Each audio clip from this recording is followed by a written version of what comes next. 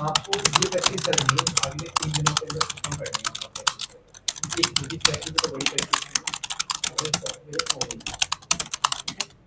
इसके अंदर आपको क्या प्रैक्टिस करनी है देखिएगा, लर्न टाइपिंग में जाएँगे आप ऐसे। लर्न टाइपिंग में जाएँगे आप ऐसे।